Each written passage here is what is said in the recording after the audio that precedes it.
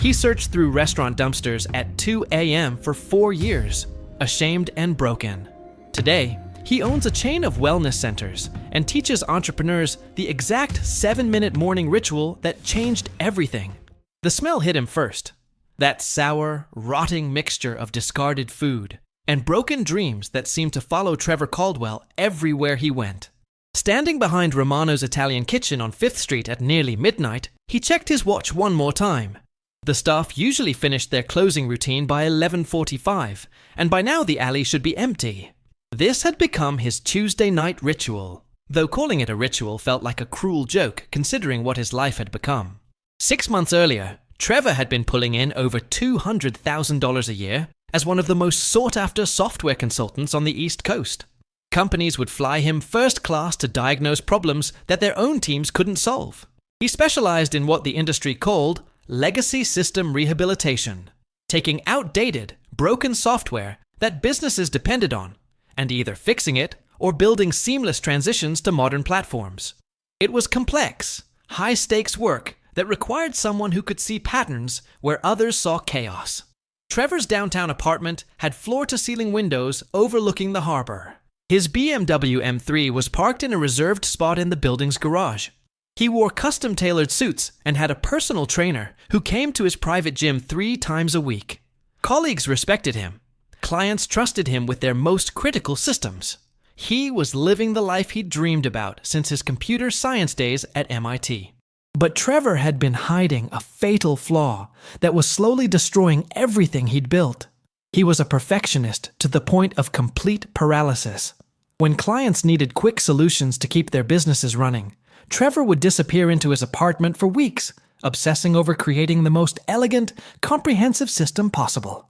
He would rebuild architectures multiple times, chase theoretical optimizations that provided minimal real-world benefit, and miss deadline after deadline while convincing himself that he was just being thorough. The warning signs had been there for months, but Trevor's ego wouldn't let him acknowledge them. Client phone calls that went straight to voicemail. Progress meetings that he would postpone repeatedly because he wasn't ready to show unfinished work. Invoices that clients questioned because they couldn't see tangible results for the money they'd invested. Trevor had become a master at crafting excuses and managing expectations, but he'd stopped actually delivering solutions. The breaking point came on a rainy Thursday morning in March, when Gerald Hutchins, the CEO of Meridian Manufacturing, called an emergency meeting. Meridian was Trevor's biggest client, a mid-sized company that produced automotive parts for 3 major car manufacturers. Their inventory management system was a patchwork of outdated software that crashed regularly, causing production delays that cost them thousands of dollars every day. Trevor had been working on Meridian's system replacement for 4 months, collecting $75,000 in consulting fees while promising weekly deliveries that never materialized. He'd rebuilt their entire database architecture 3 separate times, each iteration more sophisticated than the last, but none of them actually functional enough to deploy. In his mind, he was creating something revolutionary. In reality, he was creating an expensive disaster. "Trevor, I need to see our new system today," Gerald said as soon as Trevor walked into the conference room. The entire executive team was there, along with the IT director who had been covering for Trevor's delays.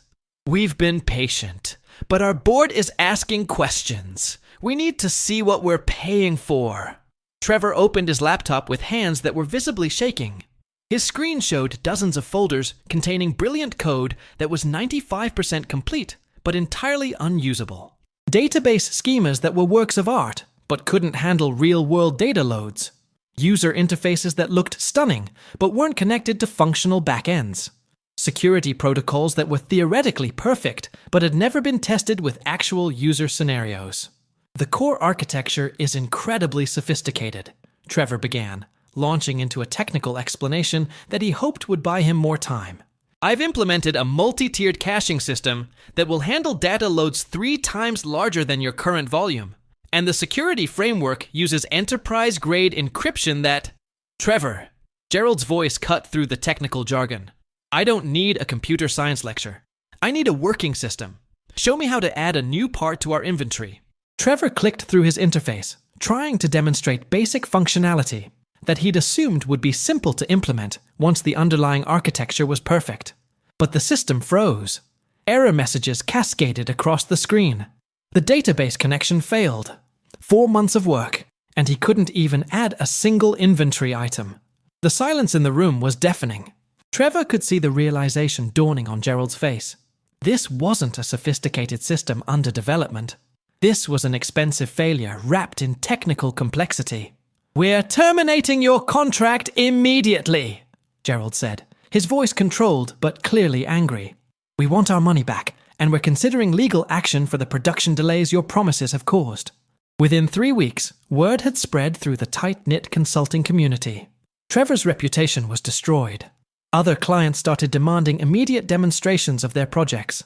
The elegant solutions he'd been perfecting in isolation couldn't withstand real-world scrutiny. Contract after contract was terminated. His carefully constructed professional image crumbled like a house of cards built on quicksand. The financial collapse was swift and merciless. Trevor had been living paycheck to paycheck despite his high income, spending money on the lifestyle he thought he needed to maintain his image. The BMW lease payments were $800 a month. His apartment rent was $4,000. He had credit cards maxed out from business expenses he'd fronted while waiting for client payments that were now never coming. The car was repossessed on a Tuesday morning, while Trevor was inside a coffee shop, desperately trying to salvage a relationship with his last remaining client. He watched through the window as the tow truck hauled away the symbol of his former success. By the end of that week, his landlord had started eviction proceedings. Trevor moved in with his younger brother Jake and his wife Lisa, sleeping on their couch in a cramped apartment across town. The arrangement was supposed to be temporary, just until Trevor got back on his feet.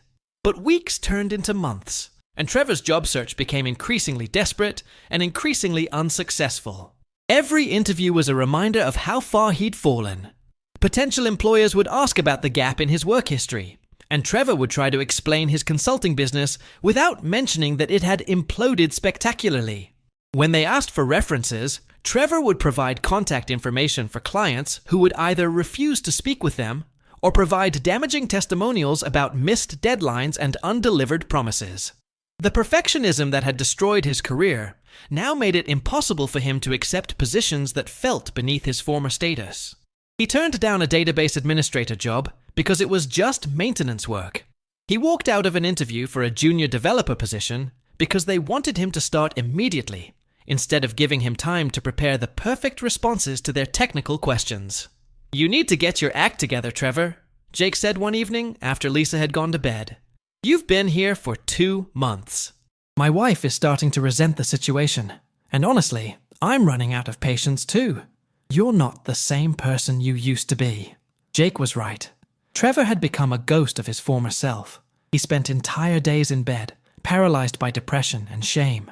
The confident consultant who used to command corporate boardrooms had been replaced by someone who couldn't even bring himself to apply for entry-level positions. The perfectionist standards that had once driven him to excel now prevented him from taking any action at all. The final breaking point came on a Sunday morning when Trevor overheard Lisa talking to her sister on the phone. "I don't know how much longer we can do this," she was saying. "He's not even trying anymore. Jake feels guilty, but we can't carry him forever. We're talking about starting our own family, and we need our space back." That night, Trevor packed his few remaining possessions into 2 duffel bags and left while Jake and Lisa were sleeping. He couldn't bear another conversation about timelines and expectations. He couldn't face the disappointment in his brother's eyes or the barely concealed resentment in Lisa's voice. Most of all, he couldn't handle being a burden on the people who still cared about him. Trevor spent his first night of homelessness in his brother's old Honda Civic, a 15-year-old car that Jake had given him out of pity. Parked behind a 24-hour Walmart, listening to the rain drum against the windshield, Trevor finally understood how completely his life had unraveled. The man who used to solve complex problems for major corporations couldn't even solve the basic problem of having a place to sleep at night. The Honda Civic became Trevor's entire world, a 4-door prison that smelled like stale coffee and broken dreams. He'd developed a rotation system for parking. Monday nights behind the Walmart, where security rarely bothered anyone. Tuesday nights at the 24-hour laundromat, where his car blended in with customers doing late-night washing. Wednesday nights in the parking garage of an office building where he could pretend to be working late. Each location had its own risks and benefits, its own schedule of security patrols and suspicious looks from passers-by. Sleep came in fragments, interrupted by every car door slam, every footstep, every siren in the distance. Trevor had fashioned a makeshift bed in the back seat using couch cushions that Jake had let him take. But his 6-foot frame didn't fit comfortably no matter how he arranged himself. His back ached constantly. His neck was always stiff. He woke up several times each night, disoriented and afraid, momentarily forgetting where he was before the reality crashed back over him. The first time Trevor ate from a dumpster, it wasn't planned. He'd been walking past Romano's Italian kitchen around closing time, weak from hunger, after 2 days of eating nothing but saltine crackers he'd bought with the last $3 in his wallet. The restaurant staff was cleaning up, and he watched through the window as they scraped dozens of barely touched plates into garbage bags. Pasta dishes that customers had ordered but barely tasted. Breadsticks that had been served as appetizers but left untouched. Salads that looked fresher than anything Trevor had eaten in weeks.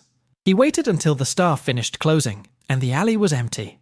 His hands were shaking as he lifted the dumpster lid, partly from hunger, and partly from the crushing weight of what he was about to do.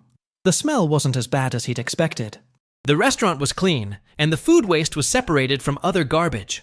Trevor found a container of chicken Alfredo that looked like it had barely been touched, along with several pieces of garlic bread still wrapped in napkins.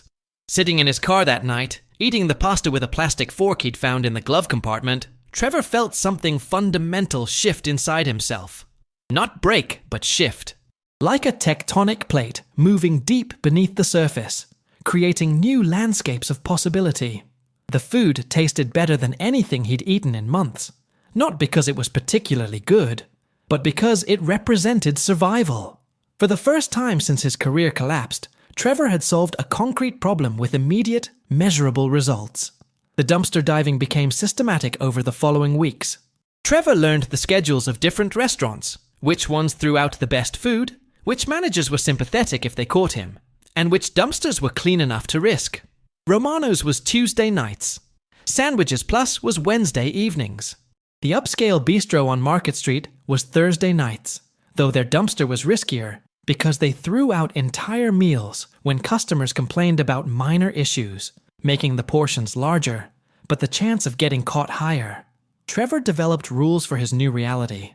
Only take food that was clearly fresh and sealed when possible. Bring antibacterial wipes to clean his hands afterward.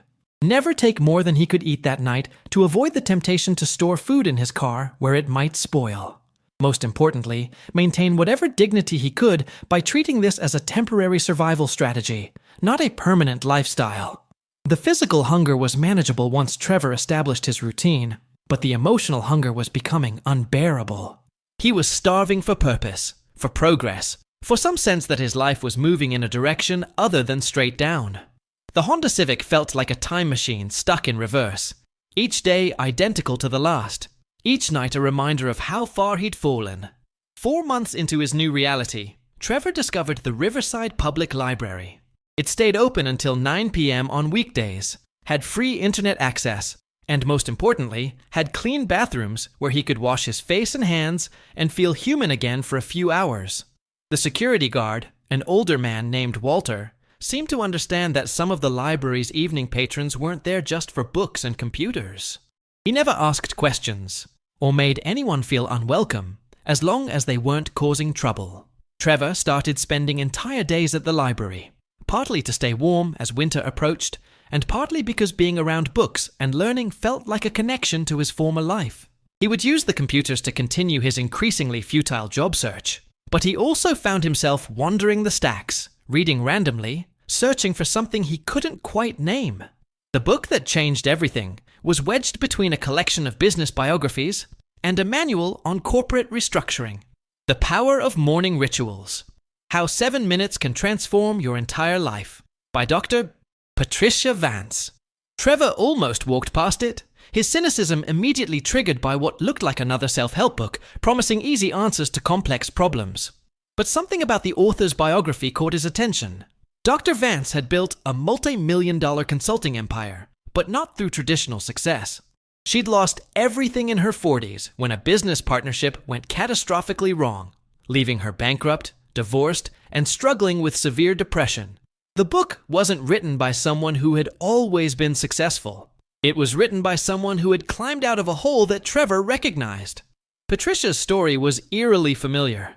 She'd been a brilliant strategy consultant who got so caught up in creating perfect solutions that she stopped delivering practical results. Her partnership had dissolved when clients started demanding refunds for projects that were intellectually sophisticated but commercially useless. She'd spent 2 years in what she called the wilderness period, living in a studio apartment and taking whatever work she could find while trying to rebuild her professional reputation. The transformation had come through what Patricia called the 7-minute reset, a morning routine that she'd discovered accidentally during her lowest point. It wasn't meditation in the traditional sense, and it wasn't positive thinking or affirmations. It was a systematic approach to rewiring thought patterns. 7 minutes every morning that created what she described as solution-focused neural pathways. The concept was simultaneously simple and sophisticated. Human brains, Patricia explained, are pattern recognition machines that become incredibly efficient at whatever they practice most. If you spend your days focused on problems, your brain becomes an expert at finding problems. If you spend your days focused on solutions, your brain becomes an expert at finding solutions. The 7-minute ritual was designed to train the brain to default to solution finding rather than problem dwelling. Trevor read the entire book in one sitting, taking notes on the back of discarded receipt paper he'd found in the library's trash. For the first time in months, something felt actionable. Not perfect, not complex, not overwhelming.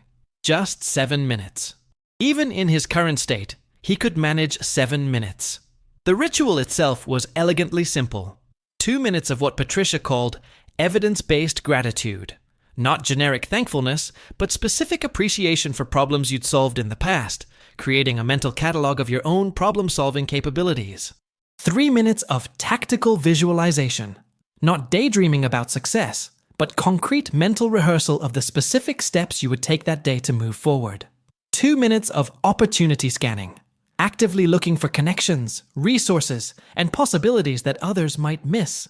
That night, parked behind the Walmart in his usual spot, Trevor set his phone alarm for 5:30 a.m. He'd never been a morning person, but he needed something to mark the beginning of each day, some ritual that separated today from yesterday. If he was going to climb out of this hole, it had to start with intention rather than accident. The next morning, as the sun began to rise over the parking lot, Trevor tried the 7-minute ritual for the first time. Setting his phone timer for 2 minutes, he began listing specific problems he'd solved during his consulting career. Not the disasters at the end, but the genuine successes from earlier years. The inventory system he'd built for the textile company that had saved them $40,000 annually. The security vulnerability he'd identified and patched for the healthcare startup before it could be exploited. The database optimization that had reduced server response times by 60% for the e-commerce client. As the examples accumulated, Trevor felt something shifting in his chest. These weren't flukes or lucky accidents. He had genuinely solved complex problems that other consultants couldn't handle. His brain was wired to see patterns and create solutions. The perfectionism had buried it under layers of anxiety and self-doubt, but the capability was still there, waiting to be rediscovered. The visualization portion felt awkward at first, like he was play-acting a life he no longer had access to. But Trevor forced himself to be specific. What would he do today to move forward? He would spend 2 hours at the library researching companies that might need basic IT support. He would revise his resume to focus on practical results rather than technical sophistication. He would apply for 3 positions, even if they seemed beneath his former status. The opportunity scanning was the most challenging part. Sitting in a Walmart parking lot at dawn, it was hard to see any opportunities beyond the basic need to find food and shelter. But Trevor made himself look. The parking lot was full of cars belonging to night shift workers getting off duty.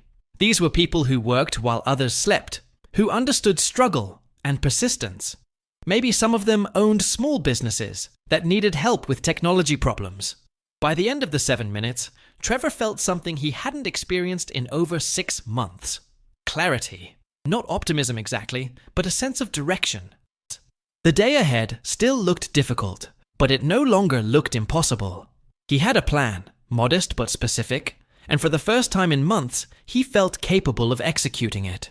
3 weeks into practicing the 7-minute ritual, Trevor began noticing subtle changes in how he moved through the world. It wasn't dramatic. He was still sleeping in his car and eating from dumpsters. But something fundamental had shifted in his mental programming. Problems that had seemed insurmountable started breaking down into manageable components. Opportunities that he'd been blind to suddenly became visible, like adjusting the focus on a camera lens and watching a blurry image snap into sharp relief. The transformation started manifesting in small ways at the Riverside Public Library. Trevor had been using the computers for months to send out the same generic resumes to the same types of companies, getting the same rejections, or, more often, complete silence. But during his morning opportunity scanning sessions, he'd started noticing patterns in his environment that he'd previously ignored. Every morning around 9:30, the same elderly man would arrive at the library and spend 20 minutes struggling with the printing system. The librarians were always busy helping other patrons during the morning rush, and Trevor would watch this man, always well-dressed, always carrying a leather briefcase, grow increasingly frustrated before eventually giving up and leaving empty-handed. This had been happening for weeks, but Trevor had been so focused on his own problems that he'd never considered it might be an opportunity to help someone else. On a Tuesday morning, instead of heading straight to the job search websites, Trevor approached the man. "Excuse me, I couldn't help but notice you're having trouble with the printer. I work with computer systems. Would you mind if I took a look?" The man's name was Raymond Castellanos, and he owned a small accounting firm downtown called Castellanos and Associates. He'd been coming to the library because his office printer had broken 3 weeks earlier, and he couldn't afford to replace it immediately during the slow season. As Trevor helped him navigate the library's printing system, Raymond started sharing more about his technology challenges. His client database was a collection of Excel spreadsheets that had grown into an unmanageable mess over 15 years of business. His billing system was still largely paper-based, with invoices typed individually and mailed manually. His appointment scheduling was done entirely by phone, leading to constant double bookings and confused clients. His website hadn't been updated since 2018 and looked like it belonged in 2008. "You know," Raymond said as they finished printing his documents, "I've been thinking about hiring someone to help modernize my operations. Are you available for freelance work? I can't pay consulting rates, but I could offer something reasonable for the right person." 6 months earlier, Trevor would have politely declined. Raymond's problems weren't intellectually challenging enough, weren't prestigious enough, weren't complex enough for someone of Trevor's former status. But the 7-minute ritual had been rewiring his thinking. During his visualization sessions, he'd been practicing saying yes to opportunities instead of waiting for the perfect one. "I'd be very interested in discussing it," Trevor replied, trying to keep the desperation out of his voice. "When would be a good time to meet and talk about what you need?" Raymond's office was located on the 2nd floor of a building above Milano's coffee shop, exactly the kind of cramped, modest space that Trevor used to avoid when his standards were higher. But as Raymond walked him through the business operations, Trevor's pattern recognition abilities, sharpened by weeks of morning ritual practice, kicked into high gear. This wasn't just a small accounting firm struggling with outdated technology. This was a fundamentally sound business being held back by inefficient systems. Raymond had excellent relationships with his clients, most of whom had been with him for over a decade.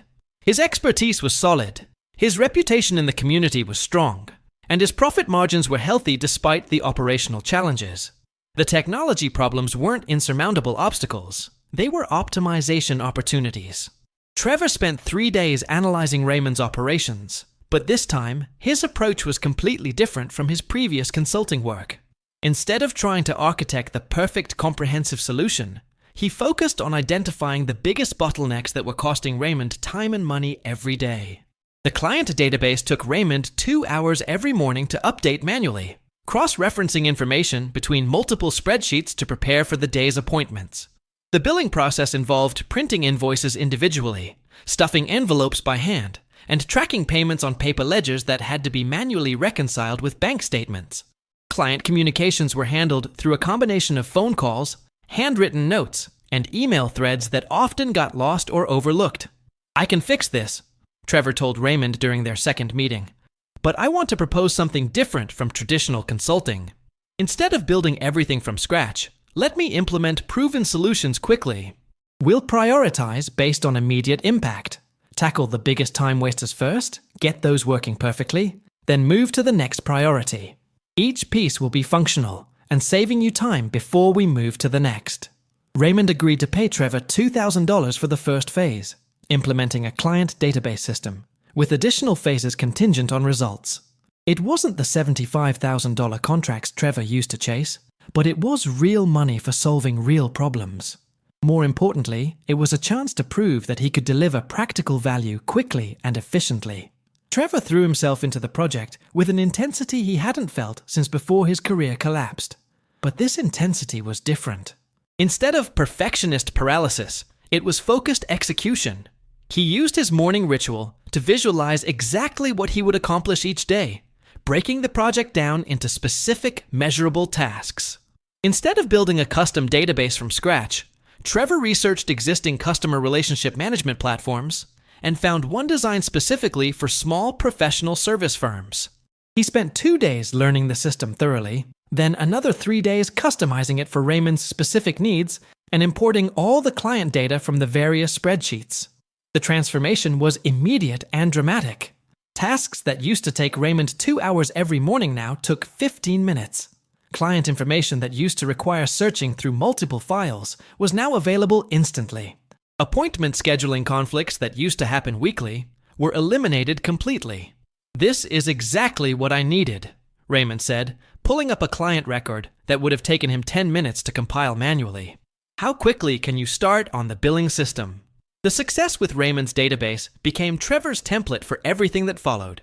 But more importantly, it proved that his problem-solving abilities hadn't been destroyed by his previous failures. The 7-minute ritual had helped him rediscover his strengths while developing better strategies for applying them.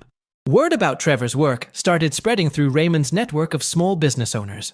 The coffee shop owner downstairs, Maria Santos, was struggling with a point-of-sale system that couldn't track inventory properly or generate the reports she needed for her accountant.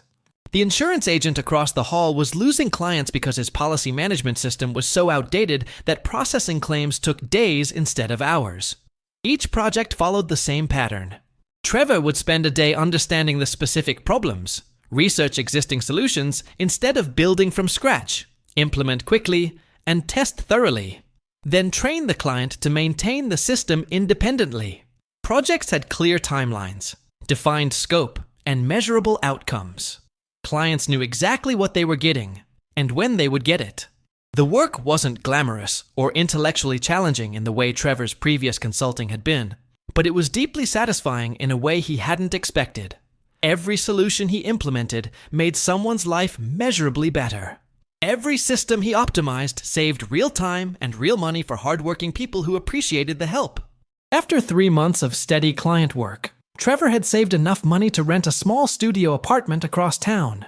It was tiny, barely 400 square feet, with a Murphy bed and a kitchenette that was essentially a hot plate and a mini refrigerator. But it had a real bed, a shower, and a door that locked. The first night he slept in his own space instead of the Honda Civic, Trevor felt something he hadn't experienced in over a year: genuine hope for the future. But the real breakthrough came when Trevor realized that his success with small business clients wasn't just about solving their immediate technology problems.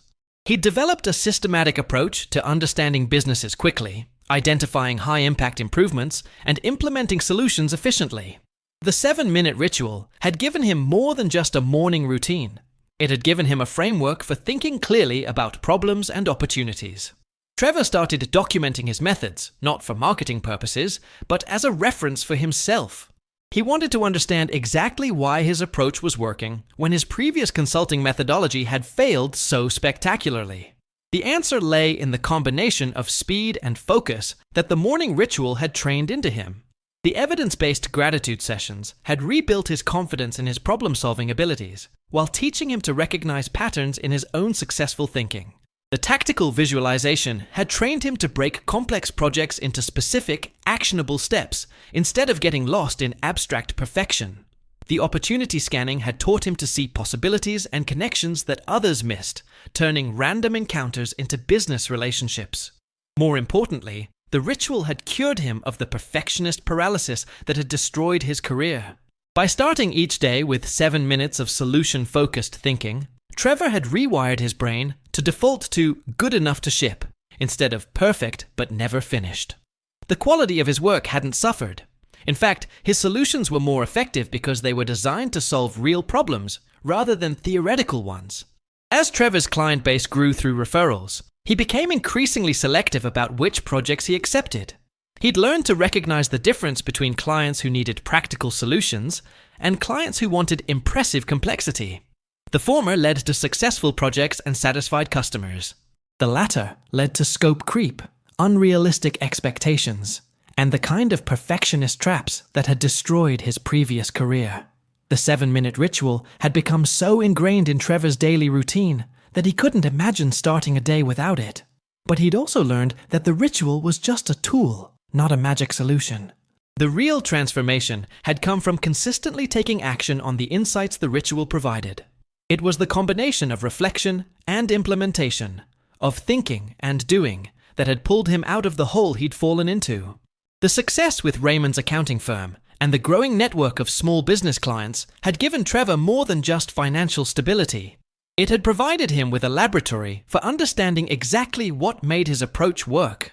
Every morning, as he sat in his small studio apartment performing the 7-minute ritual that had become the foundation of his new life, Trevor was simultaneously practicing and refining a methodology that would eventually transform hundreds of other lives. But the real breakthrough came when Trevor started documenting the specific mechanics of what he was doing differently. The 7-minute ritual wasn't just a morning routine. It was a systematic approach to rewiring cognitive patterns that had been shaped by years of perfectionist thinking and catastrophic failure. Understanding how it worked became as important as the fact that it worked. Here's exactly how Trevor's 7-minute ritual functioned. The precise process that he followed every single morning for the next 3 years. Minutes 1 and 2. Evidence-based gratitude. This wasn't the generic gratitude practice that Trevor had always dismissed as New Age nonsense. Instead, it was a systematic review of concrete evidence that his brain was capable of solving complex problems. Trevor would set his phone timer and spend 2 minutes listing specific challenges he'd overcome, but with critical attention to the mental processes that had led to those solutions. For example, instead of just being grateful that he'd fixed Raymond's database, Trevor would analyze how he'd approached that problem. What was his mental state when he'd identified the root cause? What resources had he used? What assumptions had he challenged? What pattern had he recognized that others had missed? This wasn't just positive thinking. It was training his brain to recognize and replicate its own successful problem-solving patterns. The evidence-based approach was crucial because it created what psychologists call self-efficacy, the belief that you have the capability to handle challenges. By reviewing concrete examples of past success, Trevor was building a mental catalog of proof that he could find solutions when problems arose. More importantly, he was training his subconscious mind to default to solution-seeking behavior instead of problem-dwelling paralysis. Minutes 3 to 5. Tactical visualization. The middle 3 minutes were dedicated to what Trevor called tactical visualization. Not daydreaming about future success, but concrete mental rehearsal of the specific actions he would take that day to move his projects forward. This practice had roots in sports psychology, where athletes mentally rehearsed their performance in detail before competition. If Trevor was working on implementing a new billing system for a client, he would visualize every step of the process. He would mentally walk through each screen he would build, each function he would test, each conversation he would have with the client about requirements and expectations. The visualization was so detailed that when he actually did the work, it felt like he was following a script he'd already rehearsed. The key was specificity. Instead of vague intentions like, "I'll work on the billing system today," Trevor would visualize precise actions. "I'll test the invoice generation function with 3 different client scenarios, document any bugs I find, then call the client at 2 p.m. to review the results and get feedback on the user interface." This level of detailed visualization served multiple purposes. It helped Trevor identify potential problems before they occurred, allowing him to prepare solutions in advance. It reduced the cognitive load of decision-making throughout the day, since he'd already determined his priorities and approach. Most importantly, it eliminated the analysis paralysis that had destroyed his previous career by giving him a clear roadmap for daily execution. Minutes 6 to 7. Opportunity pattern recognition. The final 2 minutes were dedicated to what Trevor called opportunity scanning, actively looking for connections, resources, and possibilities that others might miss. This wasn't passive hope that good things would happen, but systematic training in noticing and creating opportunities. Trevor would scan his recent interactions, his current environment, and his upcoming schedule for potential connections and collaborations. Who had he talked to recently that might need help, or might be able to provide resources? What problems had he noticed in his community that weren't being solved? What skills did he have that could be applied in new contexts? This practice had been responsible for most of Trevor's business development success. The opportunity to help Raymond had come from noticing a pattern in the elderly man's struggles with the library printer. The referrals to other clients had come from recognizing that small business owners in the same building often had similar challenges. The expansion into new service areas had come from identifying patterns in the types of problems his clients faced. But the 7-minute ritual was just the beginning of Trevor's methodology. The real power came from how he'd learned to apply the insights generated during those morning sessions throughout his day.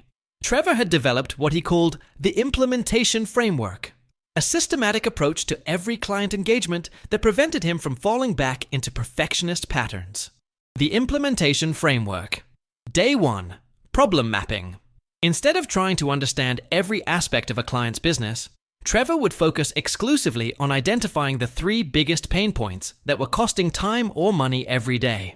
He would quantify these problems whenever possible. How many hours per week was the client spending on manual data entry? How much money was being lost due to scheduling conflicts or billing errors?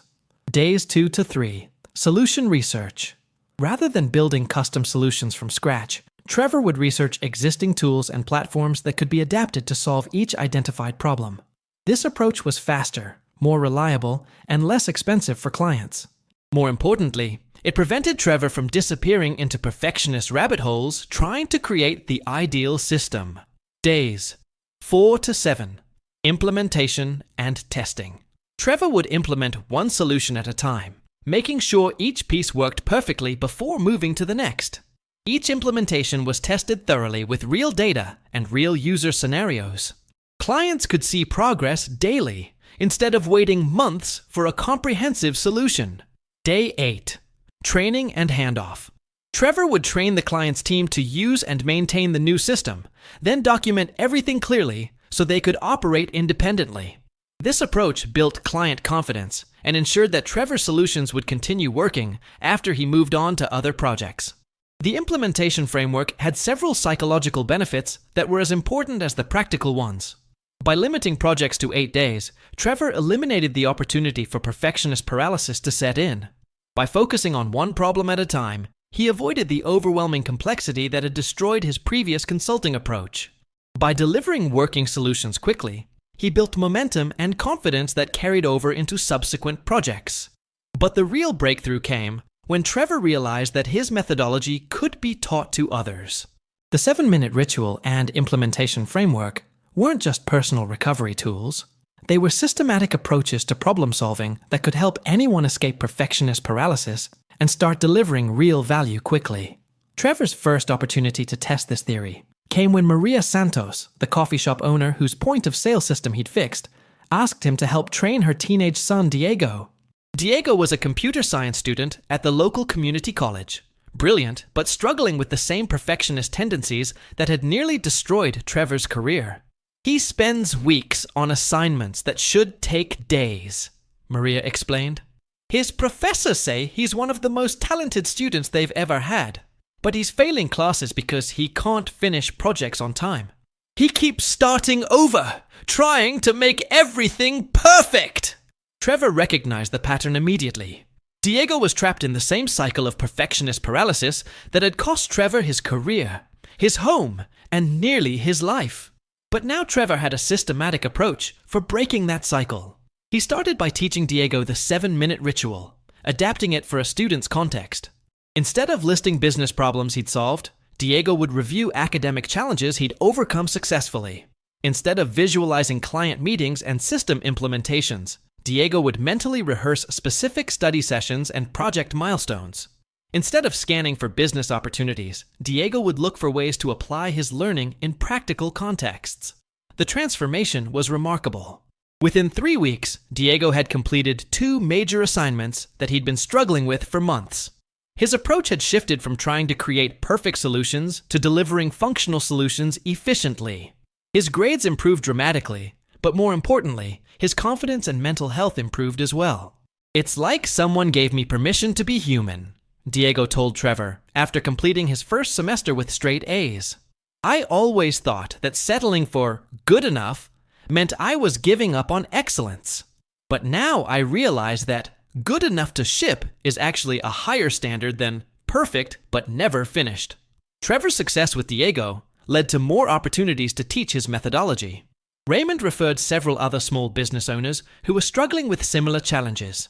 Not just technical problems, but the mindset issues that prevented them from solving problems efficiently. Trevor started offering workshops at the local community center, teaching the 7-minute ritual and implementation framework to entrepreneurs, students, and anyone else who was stuck in perfectionist paralysis. The workshops became Trevor's laboratory for refining his approach. He learned that the methodology worked across different contexts and personality types, but it required consistent practice to become ingrained. People would see immediate improvements after learning the techniques, but lasting transformation required making the 7-minute ritual a non-negotiable daily habit. Trevor also discovered that the most successful participants were those who understood why the methodology worked, not just how to apply it. When people grasp the underlying psychology, how perfectionism creates paralysis, how evidence-based gratitude builds self-efficacy, how tactical visualization reduces cognitive load, they were more likely to stick with the practice long-term. The financial impact of Trevor's expanded approach was significant, but almost secondary to the personal satisfaction he derived from helping others. His consulting income had stabilized at a comfortable level, allowing him to save money and plan for the future. But the real reward came from the emails and phone calls he received from workshop participants who had used his methodology to overcome their own challenges. Sarah, an architect who had been struggling to complete designs because they were never quite perfect, used the implementation framework to land her biggest contract ever by delivering preliminary drawings quickly and iterating based on client feedback. James, a marketing consultant who had been paralyzed by the complexity of digital advertising, used the 7-minute ritual to break down campaigns into manageable components and started seeing measurable results for his clients. Each success story validated Trevor's growing belief that his experience, as painful as it had taught him something valuable that could help others avoid the same mistakes. The 4 years of desperation and struggle hadn't been meaningless suffering. They had been the laboratory where he developed tools that could prevent others from experiencing similar catastrophic failures. But Trevor's methodology was about more than just avoiding failure. It was about sustainable success, achieving goals without burning out, delivering value consistently, and building confidence through repeated small wins rather than betting everything on perfect outcomes. The 7-minute ritual and implementation framework had given Trevor a way to be excellent without being perfectionist, ambitious without being paralyzed, and successful without being self-destructive. As Trevor's reputation grew and his client base expanded, he began to see patterns in the types of people who were drawn to his approach. They were typically high achievers who had experienced some form of perfectionist paralysis, entrepreneurs who couldn't launch products because they weren't perfect, professionals who missed opportunities because they over-prepared, students who struggled to complete assignments because their standards were impossibly high. These were people who didn't lack capability or motivation. They lacked a systematic approach to channeling their perfectionist tendencies productively. The 7-minute ritual gave them that system, while the implementation framework gave them a practical methodology for applying their insights consistently. Trevor realized that he'd discovered something that went beyond individual consulting or workshop teaching. He'd developed a systematic approach to overcoming perfectionist paralysis that could be scaled and applied across different industries and contexts. The methodology that had pulled him out of homelessness and rebuilt his career could potentially help thousands of others who were struggling with similar challenges. 3 years after that first desperate morning in the Walmart parking lot, Trevor Caldwell stood in the conference room of his own office building, looking out at the city skyline through floor-to-ceiling windows that reminded him of his former life, but with a completely different perspective. The view was similar, but the man looking through the glass was fundamentally transformed. The perfectionist consultant, who had once lost everything to paralysis and pride, had become someone who helped others escape the same traps that had nearly destroyed him. Caldwell Solutions now occupied an entire floor of a downtown office building, with a team of 18 employees who specialized in rapid business system implementations. The company had evolved far beyond Trevor's original consulting work into something that felt more like a movement than a business. They weren't just solving technology problems. They were teaching a methodology that prevented the kind of perfectionist paralysis that had cost Trevor his career and nearly his life. The 7-minute ritual had become the foundation of everything the company did. New employees were trained in the methodology during their first week, not as a corporate requirement, but as a practical tool for doing their jobs effectively.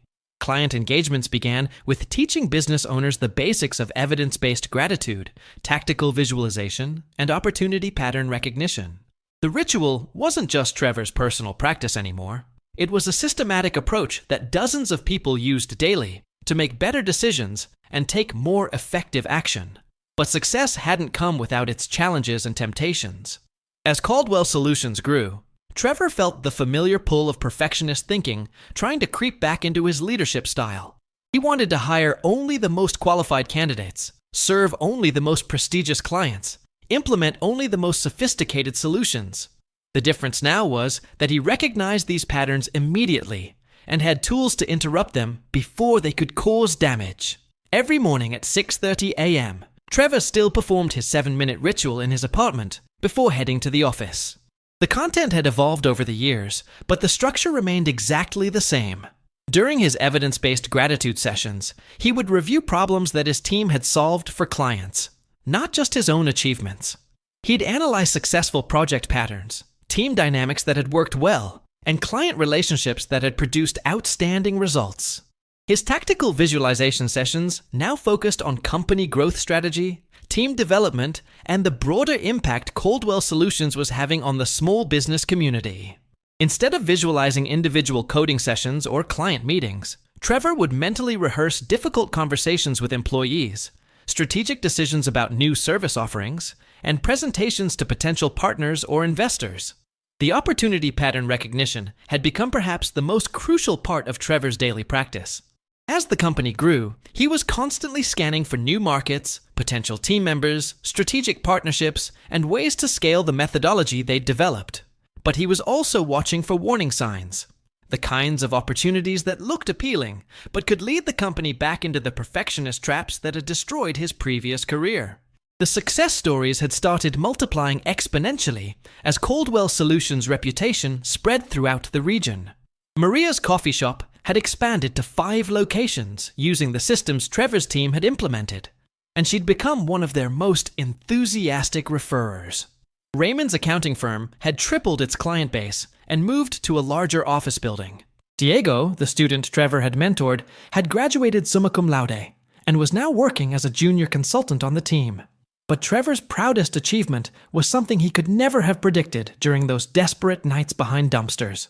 The company had started offering free monthly workshops for entrepreneurs, students, and professionals who were struggling with perfectionist paralysis or career transitions. These workshops had become Trevor's way of giving back to the community that had supported him during his lowest point, but they also served as a constant reminder of how far he'd traveled. "I know what it feels like to have everything fall apart because you couldn't get out of your own way," Trevor would tell workshop participants. "I know what it's like to be so afraid of failure that you end up failing anyway. I know what it's like to have all the skills and knowledge you need, but be paralyzed by the gap between where you are and where you think you should be. But I also know that your brain is more adaptable than you realize. It just needs the right training to function effectively." The workshops had produced dozens of success stories that rivaled Trevor's own transformation. Jennifer, a marketing professional who had been stuck in analysis paralysis for months, used the 7-minute ritual to launch a successful freelance business. Marcus, an engineer who had been struggling to complete his master's thesis for 3 years, applied the implementation framework to break the project into manageable phases and graduated within 6 months. Lisa, a restaurant owner whose business was failing due to operational inefficiencies, used Trevor's methodology to systematize her operations and return to profitability. Each success story validated Trevor's growing conviction that his experience, as painful as it had been, had taught him something valuable that could prevent others from experiencing similar catastrophic failures. The 4 years of homelessness and desperation hadn't been meaningless suffering. They had been the crucible where he'd developed tools that could help people achieve sustainable success without self-destructive perfectionism. Trevor's personal life had stabilized and flourished as well. He'd reconnected with his brother Jake, who now proudly introduced Trevor as "my brother, the entrepreneur" at family gatherings. Trevor had started dating again, something that had felt impossible when his self-worth was tied to professional achievement. He lived in a comfortable downtown apartment with a view of the harbor, drove a reliable car that he'd paid for in cash, and had built substantial savings for the first time in his adult life. More importantly, Trevor had found peace with his own limitations and humanity. The perfectionist thinking was still there. It would probably always be part of his personality, but it no longer controlled his behavior or paralyzed his decision-making. He'd learned to channel that drive for excellence into systems and processes rather than impossible personal standards. His relationship with failure had completely transformed. Instead of seeing mistakes as evidence of inadequacy, Trevor now viewed them as data points that informed better decisions. When projects didn't go perfectly, he would analyze what had worked, what hadn't, and how to improve the approach next time. Failure had become a teacher rather than a judge, a source of information rather than a source of shame. The 7-minute ritual had become so ingrained in Trevor's daily routine that he couldn't imagine starting a day without it. But he'd also learned that the ritual was just a tool, not a magic solution. The real transformation had come from consistently taking action on the insights the ritual provided, from building systems that prevented perfectionist paralysis, and from helping others do the same. Trevor often reflected on the profound irony of his journey. The perfectionist consultant who had once lost everything trying to create flawless solutions had found success by teaching people to embrace good enough to ship. The man who had searched through dumpsters for food now helped others find the resources they needed to build successful businesses. The failure, who had been too ashamed to ask for help, now spent his days teaching others how to seek and offer support effectively. Looking back on those 4 years of desperation and struggle, Trevor felt something that would have seemed impossible during his darkest moments: genuine gratitude. Not for the suffering itself, but for what the experience had taught him about resilience, humility, and the power of systematic thinking. The man who had once eaten discarded food behind restaurants had become someone who nourished others' dreams and aspirations. Trevor still kept a photo on his desk from those difficult days.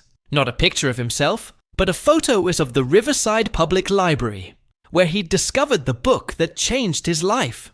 It reminded him that transformation often comes from unexpected places, that wisdom can be found in the most unlikely circumstances, and that even the darkest experiences can become the foundation for helping others. Every morning, Trevor would tell his workshop participants, "You have 7 minutes to change the direction of your entire day. And if you can change the direction of your day consistently, you can change the direction of your life. The question isn't whether you have time for this ritual. The question is whether you can afford not to do it." The 7-minute ritual had given Trevor more than just business success or financial stability.